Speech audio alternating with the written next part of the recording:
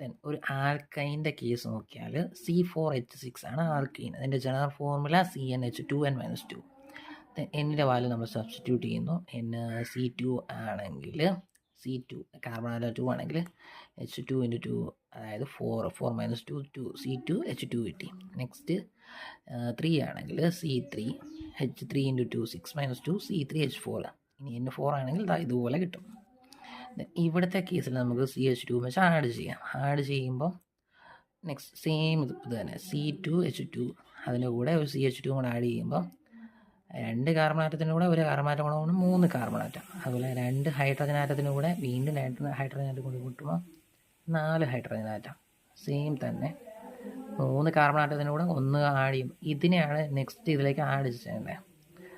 അപ്പം 3 കാർബൺ ആറ്റത്തിൻ്റെ കൂടെ ഒരു കാർബൺ ആറ്റം കൂടെ കിട്ടുമ്പോൾ നമുക്ക് 4 കാർബൺ ആറ്റം